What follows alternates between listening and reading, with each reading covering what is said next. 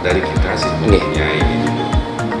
Karena begini, satu-satunya objek pariwisata yang belum ada seafoodnya kira-kira di kawasan sini aja.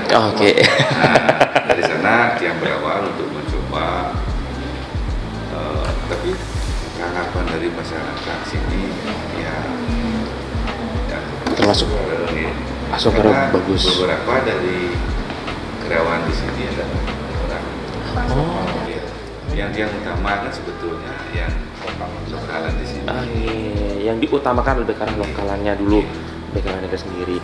Iya. Nah, berarti niki sarang Pak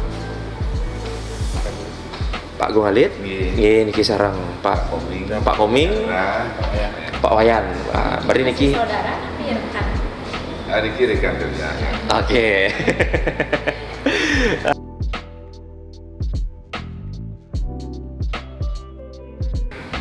Sebetulnya Niki berawalnya dari teman, tapi teman sudah resign mungkin karena beliau juga akan membuat usaha sendiri. Beliau kebetulan mempunyai mendapatkan ilmu dari Jimbaran. Iya. Segala menu food Nike beliau kuasai. Iya. Dan dia juga ada keinginan untuk membuat hal seperti ini biasanya tempat seperti ini. Kebetulan kita sempat berbicara, akhirnya nyambung, sepakat untuk membuat Niki gitu. Artinya makanya bumbunya Niki Bumbu khas. khas Jimbaran karena memang dari sana awal yang mengawali untuk pembuatan bumbu ini orang yang Bekerja di Jimbaran. bekerja di sana. Boleh dibilang kalau bekerja itu yang punya adalah saudaranya di Jimbaran. Iya. Sehingga resepnya apapun di sana dibuka.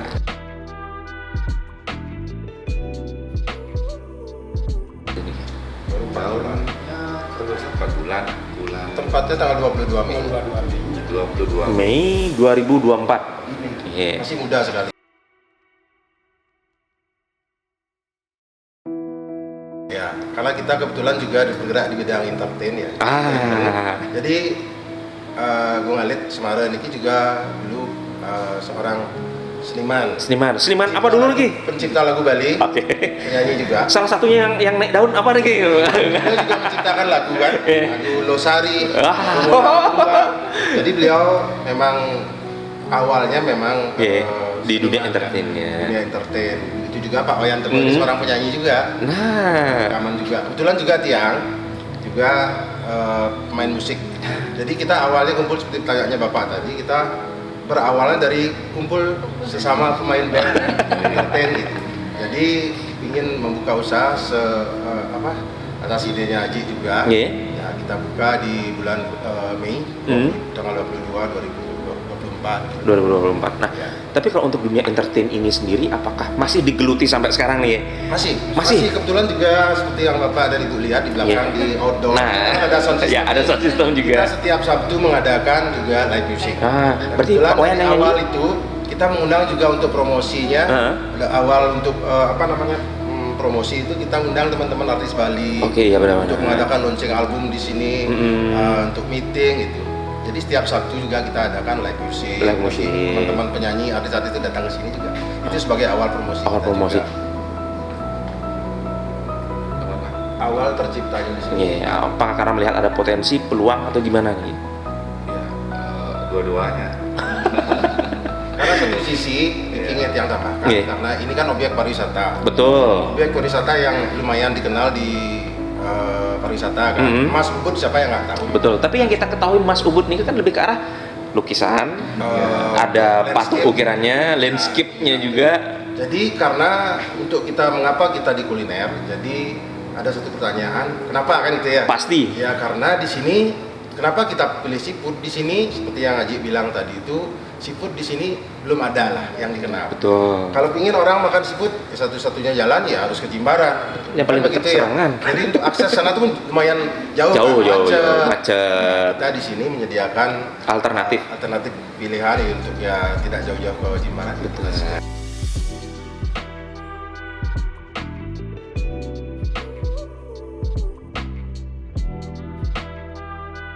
kendala itu pastilah ada. Seiring perjalanan waktu itu kendalanya banyak kita temui. Jadi mungkin dari apa ya? Karena ini awal kan kita bentuk dan kita otomatis itu perlu pengujian lebih banyak kan dari rasa, dari tanggapan yang datang juga. Jadi kita itu tampung apa yang kurang, kita tetap seleksi lah untuk itu, untuk kemajuan kita juga. Ya kendalanya juga memang sih kalau keadaan sepi ya kita pasti ya butuh promosi lagi ya dengan cara ya maaf ya mungkin kita waktu ini kita sempat endorse juga kan, endorse sama ya seseorang lah untuk ya tetap kolaborasi kan dari sana sendiri, memajukan untuk mempromosikan tempat ini juga. Ya kendalanya ya mungkin ya kita perlu marketing juga yang lebih ini sih. Betul. Marketing yang lebih tahu, yang lebih kuat, yang lebih paham juga gitu. Nah, sementara kita di sini untuk marketingnya memang masih berangsur-angsur lah untuk menata gitu.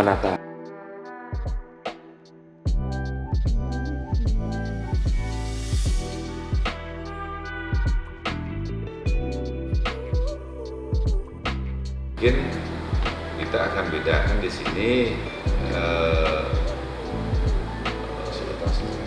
ya kalau boleh di bumbu aja di bumbu, oke. Ya. Kalau yang namanya seafood jelas pilihnya banyak ini. Berbeda dengan yang modelnya di di Bisanul. Ya. Itu hanya satu jenis. Betul. Kalau di sini kita pakai ikan pancing. Ikan pancing? Siapa yang suka mancing nih, Gi? Sebetulnya dan beberapa sih tidak menutup kemungkinan kita pakai ikan yang ditangkap sudah itu masih sangat fresh sekali karena habis ditangkap langsung diproses.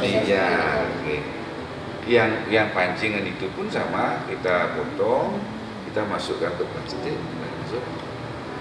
masukkan ke freezer. Itu mungkin 1-2 bulan dia tidak akan kabur. Tapi dari segi rasa kan berbeda. Rasa pun tidak ada beda. Kalau bilang lama freezer Tidak ada beda. Yang penting ikannya itu tidak dapat segar, ikan baru dalam proses. Betul. Bukan yang terendam air atau gimana lah, ibaratkan seperti itu Tidak sendiri. ada beda sama sekali karena yang di sini, mohon maaf, supporter tetap yang beli di sini setiap hari dia beli ganti-gantian dia beli ada perubahan rasa. Untuk menjaga quality control kita bilang setiap hari. Yang susah kita kontrol kan di kepiting sama di lobster. Oh ya, benar-benar. Terkadang kalau udah mati kita baru ya itu lama kelamaan bukan sih bau sih nggak akan hilang dia. Ya.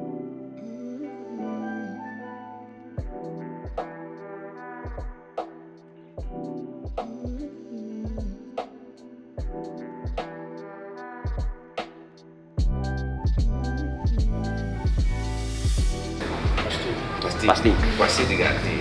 Untuk pertamanya pasti jelas kita cross check dulu. Ya. Sebelum kita proses, kita olah, kita sajikan, kita cross check dulu. Ini bagus atau tidak. Oke, sudah layak atau belum? Ya, betul. Jadi kalau sudah layak itu baru kita olah. Tapi kalau untuk yang live seafood ada nggak?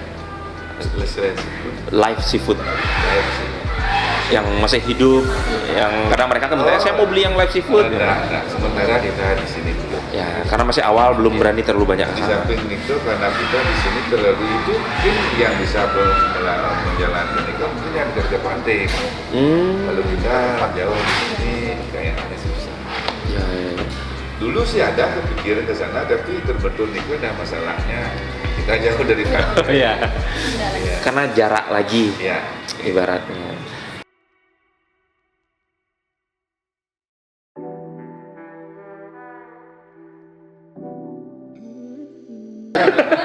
Sebelum Denakal di sini dulu sudah pernah ada Denakal. Denakal juga. Itu di Padangkala.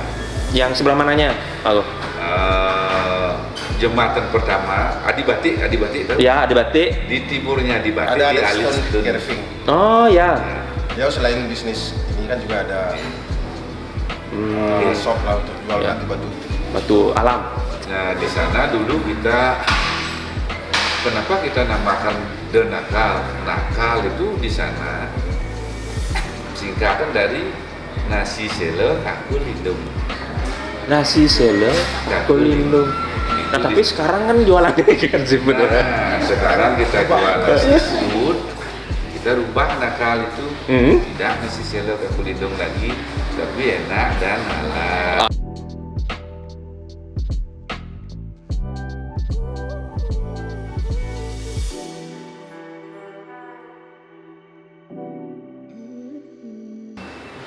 Ya mungkin ya dari awal ya tak cerita Ya. ya. Awal dulu untuk promosi kita dulu pernah sempat mengadakan lomba. Oh sempat. Untuk promosi lomba itu lomba karaoke lagu Kemang Kenangan. Keren. Mungkin next progress kita juga akan mengadakan hal yang sama. Cuma nanti ke lombanya itu rencananya nanti lomba lagu Bali. Kebetulan juga owner kita juga punya studio rekaman juga. Nah, studio rekaman. Di mana lagi Pak? Dari pemenang lomba itu mungkin kita nanti pilih lah, kita seleksi siapa yang dapat jadi pemenang, mungkin kita akan salurkan gitu. Nah di samping itu mereka kan mengenal juga tempat itu. Dari yang merekrut lomba pasti keluarganya ikut datang juga. Pasti. Nah, setelah tidak langsung kita promosikan dengan cara seperti itu.